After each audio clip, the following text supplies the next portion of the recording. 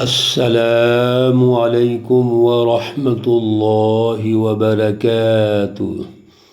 اعوذ باللہ من الشیطان الرجیم۔ بسم اللہ الرحمن الرحیم۔ یا بنی اسرائیل اذکروا نعمتی التي انعمت علیکم وأني فضلتكم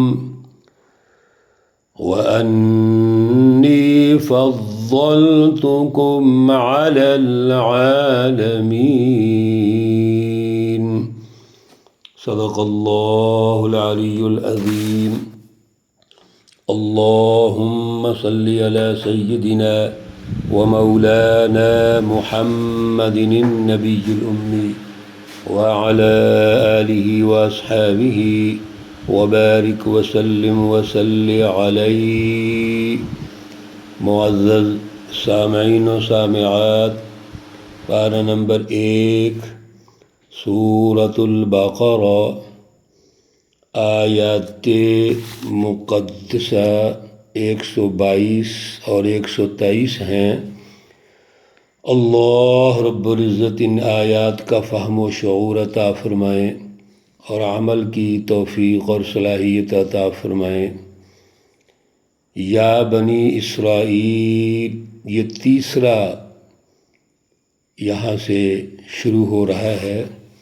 سب سے پہلے رکوع نمبر 5 میں یا بنی اسرائیل سے اللہ رب العزت نے ہمیں بنی اسرائیلی تاریخ کا آغاز جو تھا وہ بتایا، اور پھر اجمالی طور پر اہم اصول و ضوابط جو ضروری ہیں ان کے لیے وہ ارشاد فرمائے، اور ان کو تنبیہ فرمائی کہ اے بنی اسرائیلی قوم، انبیاء علیہم السلام کی تم اولاد ہو، اسحاق علیہ السلام کی اولاد ہو، تو ابراہیم اور اسحاق اور یعقوب علیہ السلام کی رہنمائی پر چلو، یہ اللہ کی رہنمائی ہے۔ اور اسی کے تناظر میں یہود و نصاروں کو تنبیہ فرمائی، اور وہاں پہ آیا تھا وَلَا تَكُونُوا أَوَّلَ كَافِرٍ بِهِ، آپ کو رسول اللہ صلی اللہ علیہ وسلم کی سب سے پہلے مخالفت نہیں کرنی چاہیے۔ پھر دوسرے یا بنی اسرائیل سے تفصیلاً اللہ رب العزت کے انعامات کا ذکر ہوا تھا، اور ساتھ ہی آج جو ہماری آیت مقدسہ نمبر 123 ہے، اللہ رب العزت نے وہاں پر بھی یہ گفتگو ارشاد فرمائی کہ دنیا اور آخرت کا ارتقاء کیسے ہوگا۔ اللہ رب العزت کے سامنے انسانیت سب برابر ہے۔ پھر وَإِذْ أَخَذْنَا مِيثَاقَ بَنِي إِسْرَائِيلَ، جہاں آدھا پارہ مکمل ہوا اور دوبارہ شروع ہوا تو اللہ نے پھر بنی اسرائیل کا تذکرہ ارشاد فرمایا کہ ان سے ہمارا ایک معاہدہ ہے، اور پھر مختلف انداز میں ان کی فکری پستی، انبیاء علیہم السلام کی مخالفت، نافرمانی اور بے ادبی، اور پھر اللہ رب العزت نے یہود و نصارہ کے بارے میں یہ ارشاد فرما دیا کہ یہ تو ایک دوسرے پر مطمئن نہیں ہیں، حالانکہ دونوں اہل کتاب ہیں، اور پھر دونوں رسول اللہ صلی اللہ علیہ وسلم پر مطمئن نہیں ہیں، حالانکہ یہ جانتے ہیں کہ رسول اللہ صلی اللہ علیہ وسلم کا تعارف تورات اور انجیل میں موجود ہے۔ اور میرے عزیزو، کل کے درس میں اللہ رب العزت نے بڑی واضح رہنمائی ارشاد فرما دی کہ لن ترضى عنك اليهود ولا النصارى حتى تتبع ملتهم، یہ آیت مقدسہ ہمیں زبانی یاد کر لینی چاہیے کہ یہود و نصارہ کبھی بھی آپ سے راضی نہیں ہوں گے، ہرگز راضی نہیں ہوں گے۔ صرف ایک شکل ہے، آپ ان کی پالیسی کو مان لیں، ان کی خواہشات کو مان لیں، آپ اعلی کار اور ایجنٹ بن جائیں تو ٹھیک ہے۔ اور یہی آج دنیا میں چل رہا ہے۔ اللہ رب العزت آج کے رکوع میں جو یا بنی اسرائیل کے حوالے سے ارشاد فرما رہے ہیں، اس پورے رکوع کے اندر اللہ رب العزت بنی اسرائیل کو یہ یاد کروا رہے ہیں کہ تم کس کی اولاد ہو؟ تم تو ابراہیم علیہ السلام کی اولاد ہو، اپنے آپ کو یہی کہتے ہو کیونکہ آپ یعقوب علیہ السلام کی اولاد ہیں، پھر اسحاق علیہ السلام، پھر ابراہیم علیہ السلام۔ تو ابراہیم علیہ السلام جو تحریک حنیفی کے بانی اور مرکز ہیں، ان کا جو پروگرام اور فلسفی تھی وہ کیا تھا اور تمہارا کیا ہے؟ پھر ایک مرکز وہ تھا جو اسحاق علیہ السلام کے ذریعے قائم کیا، بیت المقدس۔ اب ایک دوسرا مرکز جو اس سے پہلے قائم ہو چکا تھا، بیت اللہ الحرام، یہ اسماعیل علیہ السلام کے ذریعے سے قائم ہوگا۔ میرے عزیزو، بڑی اہم تاریخ ہے یہ، سچی تاریخ اللہ کی۔ توجہ سے سنیں، غور و فکر کریں اور آج کے حالات کا جائزہ لیں۔ اللہ فرماتے ہیں یا بنی اسرائیل، اے اسرائیل کی اولاد، یہ تعارف ہم کروا چکے ہیں پہلے۔ اذکروا نعمتی التی انعمت علیکم، میری نعمتیں یاد کرو جو میں نے تمہیں انعام دی۔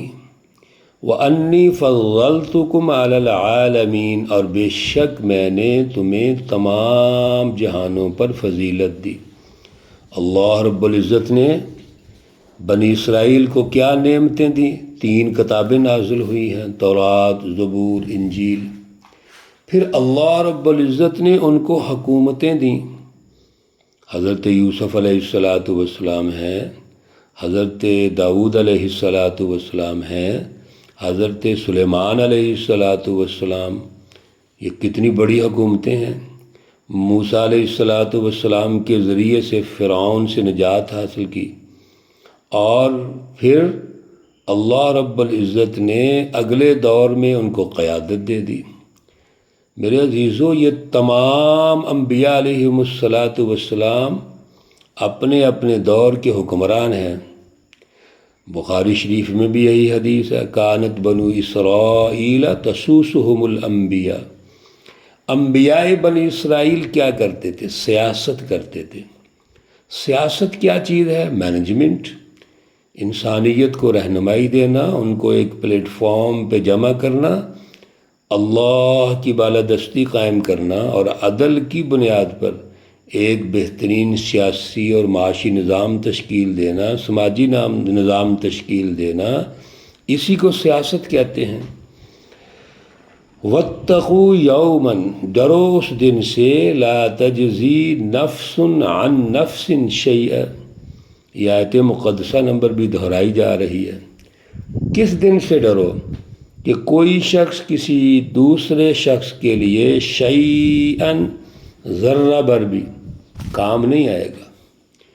کوئی والدین اولاد کے ذریعے سے، اولاد والدین کے حصے میں، میاں بیوی ایک دوسرے کے لیے کوئی کام نہیں آئے گا، بلکہ یوم یفر المرء من اخیہ و امہ و ابیہ و صاحبتہ و بنیہ، وہ ایسے جگہ ہوگی، ایسا موقع ہوگا کہ جس دن ہر شخص، خواہ وہ کتنا ہی قریبی عزیز کیوں نہیں، اس کو چھوڑ کے بھاگ رہا ہوگا۔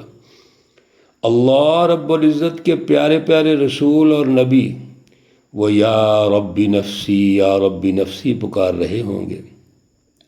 ولا يقبل منها عدل، اور نہیں قبول کیا جائے گا اس سے کوئی بدلہ۔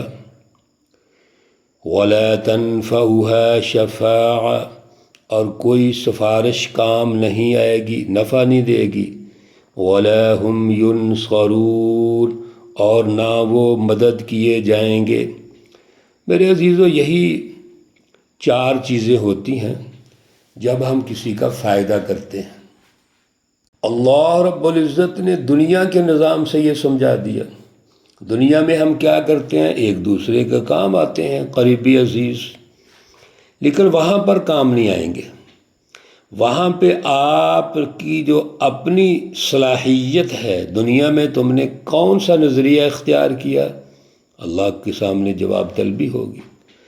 دنیا میں تم کس کے مطابق چلے، تمہاری جماعت کون سی تھی، تمہارے لیڈر کون سے تھے، تم نے اللہ کی رضا کے لیے کردار ادا کیا یا مفاد پرستی اور انفرادیت کے لیے؟ یہ سب کچھ اللہ پوچھیں گے۔ دوسرا طریقہ کار یہی ہوتا ہے کہ کسی کو چھڑانے کے لیے آپ بدلہ دے دیں، کوئی ہدیہ دے دیں، کوئی گفٹ پیش کر دیں، جیسے موجودہ دور میں ہے، یہ بھی نہیں چلے گا۔ تیسرا طریقہ کار کیا ہوتا ہے؟ کوئی سفارش کسی کی کر دی جائے، سفارش بھی نہیں چلے گی۔ اور چوتھا طریقہ کار یہ ہوتا ہے کہ آپ اپنی کوئی تنظیم بنا لیں، کوئی مافیا بنا لیں، کوئی آپ پریشر گروپ بنا لیں اور پریشر ڈال لیں، یہ بھی نہیں ہوگا۔ میرے عزیزو، اللہ رب العزت یہ ارشاد فرما کے ہمیں سمجھانا چاہتے ہیں کہ دنیا میں بنی اسرائیلی تاریخ کا جائزہ لو، ان کی اقوام کا جائزہ لو، اور رسول اللہ صلی اللہ علیہ وسلم کی آمد کے بعد آپ سے جڑ جاؤ، آپ سے رہنمائی لو، سچا عشق پیدا کرو، محبت پیدا کرو، اللہ رب العزت سے اپنا تعلق قائم کرو، خدا شناسی پیدا کرو، اور رسول اللہ صلی اللہ علیہ وسلم کی جماعت میں شامل ہو کر انسانیت کے لیے آزادی کا کام کرو، انسانیت کی خدمت کرو۔ اللہ رب العزت ہمیں اعلیٰ شعور اور صلاحیت عطا فرمائیں۔ اللہ رب العزت تمام بیماروں کو شفائے کاملہ عاجلہ مستمرہ عطا فرمائیں۔ اللہ رب العزت تمام مرحومین و مرحومات کو جنت الفردوس میں اعلیٰ مقام عطا فرمائیں۔ ربنا تقبل منا انك انت السميع العليم وتب علينا انك انت التواب الرحيم، وصلى الله تعالى على النبي الأمي محمد وعلى آله وأصحابه أجمعين برحمتك يا أرحم الراحمين۔ السلام عليكم ورحمة الله وبركاته۔